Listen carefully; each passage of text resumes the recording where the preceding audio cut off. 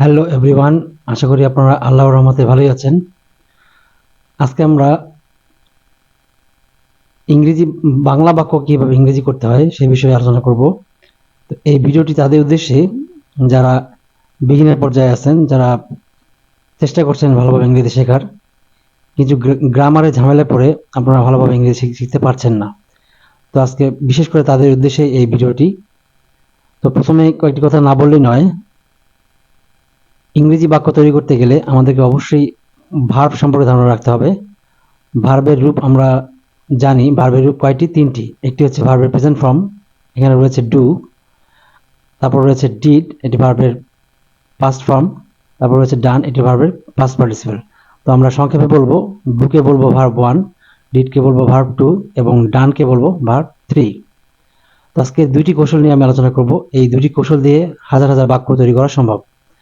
তো আপনারা যদি পর্যায়ক্রমে ভিডিওগুলো চান তাহলে অবশ্যই চ্যানেলটি সাবস্ক্রাইব করবেন, যাতে আমি আরো অনুপ্রাণিত হয়ে আপনাদের জন্য নতুন নতুন ভিডিও আনতে পারি। প্রথমে যে কৌশলটি নিয়ে কথা বলবো সেটি হচ্ছে আই ডু। একটু খেয়াল করুন, আমি কিন্তু এখানে ডু এ নীল কালি দিয়ে রেখেছি। ডুটা হচ্ছে একটা ভার্ব 1। ধরুন ডু এর বন্ধু হচ্ছে গো, লার্ন, ওয়ান্ট। ডু মানে কি? করা, গো মানে যাওয়া, লার্ন মানে শেখা, আর ওয়ান্ট মানে চাওয়া। এখন ধরুন আমি এখানে বললাম আই ডু মানে আমি করি। তাহলে আমি করি, আমি এখন যদি ডু এর জায়গায় গোকে বসাই, আই গো মানে কি হবে? আমি যাই। আই লার্ন মানে কি হবে? আমি শিখি।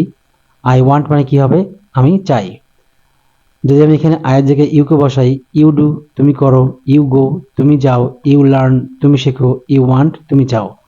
আবার যদি উইকে বসাই, উই ডু আমরা করি, উই গো আমরা যাই, উই লার্ন আমরা শিখি, উই ওয়ান্ট আমরা চাই। এভাবে হাজার হাজার বাক্য তৈরি করা সম্ভব। তা আমরা এবার একটু বড় বাক্যে যাব। তার আগে আমরা একটা জিনিস দেখে নেব, সেটা হচ্ছে ডু। ডু মানে আমরা জানি করা, কিন্তু যদি আমরা ডু এর সামনে টুকে বসাই তখন কি হবে? বাংলা ক্রিয়ার সঙ্গে তে যুক্ত হবে। ডু মানে করা, কিন্তু টু ডু মানে করতে। একইভাবে রিড মানে পড়া, টু রিড মানে পড়তে। লার্ন মানে কি? লার্ন মানে শেখা, তাহলে টু লার্ন মানে শিখতে। গো মানে যাওয়া, টু গো মানে যেতে। এবার একটু আমরা বড় বাক্য দেখব। তো এই বাক্যটি খেয়াল করুন, আমি ইংরেজি শিখতে চাই, আমি ইংরেজি শিখতে যাই। তো তার আগে একটু দেখে নেব প্রথমের দিকে, যে সকল বাংলা বাক্যের শেষে বর্তমান ক্রিয়া অর্থাৎ করি করো করে, যাই যাও যায়, খাই খাও খায়, পড়ি পড়ো পড়ে, লিখি লিখো লিখে, এরকম ক্রিয়া থাকবে, সেই বাক্যগুলো আমরা আই ডু দিয়ে তৈরি করব। তাহলে কি দাঁড়ালো? আমাদের এখানে টেন্স এবং গ্রামারে কোনো স্পর্শই থাকলো না। খেয়াল করুন এই বাক্যটির শেষ শব্দটি কি? আমি ইংরেজি শিখতে যাই, সেই শব্দটি হচ্ছে যাই। যাইটা অবশ্যই একটি বর্তমান ভার্ব। তাহলে আমরা এই বাক্যটা তৈরি করার জন্য আই ডু সূত্রকে ব্যবহার করব। তাহলে আমরা এখানে আয়ের জায়গায় কাকে বসাবো? আমিকে। তাহলে আমি, আই ডু মানে আমি করি, আর আই গো মানে কি হবে? আমি যাই। একটা বিষয় অবশ্যই খেয়াল রাখবেন, ইংরেজি বাক্যের বাংলা সবসময় আমরা পিছন থেকে আসব। যেমন ধরুন আমি যাই, প্রথমে বলবো আমি যাই, আই গো, তারপরে শিখতে, টু লার্ন, তারপর রয়েছে ইংলিশ, ইংরেজি অর্থাৎ ইংলিশ। তাহলে I go to learn English.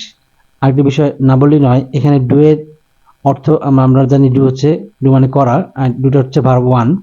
এখানে খেয়াল করুন ডু এর ঘরে কে রয়েছে? গো। আমরা এখানে গোকে বসাবো, এখানে অবশ্যই ওয়েন্ট বা গনকে বসাবো না। পরবর্তী বাক্যটি দেখুন, আমি ইংরেজি শিখতে যেতে চাই। এই বাক্যের শেষ ভার্বটি কি? চাই। চাইটা কি? এটা একটি বর্তমান ভার্ব। তাই আমরা এই বাক্যটিও আই ডু দিয়ে তৈরি করব। তাহলে আই, তারপরে ডু এ কি বসাবো? আমরা ডু এ বসাবো চাওয়ার ইংরেজি কি? ওয়ান্ট। I want. তারপরে রয়েছে যেতে, টু গো। তারপর শিখতে, টু লার্ন। তারপর রয়েছে ইংলিশ, ইংরেজি।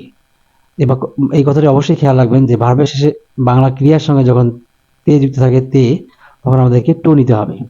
তাহলে I want to go to learn English. তারপর বাক্যটি দেখুন, আমি ফুটবল খেলতে যেতে চাই। এই বাক্যটি শেষে রয়েছে চাই, এটি কি বর্তমান ভার্ব। তাই আমরা এই বাক্যটিও আই ডু দিয়ে তৈরি করব। তাহলে আই, প্রথমে আমি চাই, আই ওয়ান্ট, তারপর যেতে, টু গো, খেলতে, টু প্লে, তারপর হচ্ছে ফুটবল। এবার আমরা দ্বিতীয় কৌশলটি নিয়ে আলোচনা করব।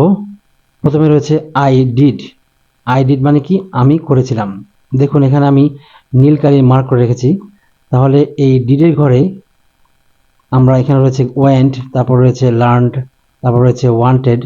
আমরা এই ভার্ব টুগুলোকে বসাবো, বসিয়ে দেখবো অর্থগুলো কি আসে। তাহলে আই ডিড মানে আমি করেছিলাম, আই ওয়েন্ট আমি গিয়েছিলাম, আই লার্নড আমি শিখেছিলাম, আই ওয়ান্টেড আমি চেয়েছিলাম। একইভাবে যদি আমি আই এর জায়গায় ইউকে বসাই, তাহলে ইউ ডিড তুমি করেছিলে, ইউ ওয়েন্ট তুমি গিয়েছিলে, ইউ লার্নড তুমি শিখেছিলে, ইউ ওয়ান্টেড তুমি চেয়েছিলে।